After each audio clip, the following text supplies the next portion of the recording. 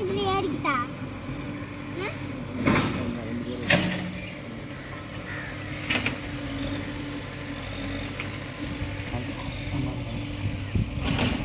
நானும் ஜேசிபில போய் ஏறிக்கிட்டா வா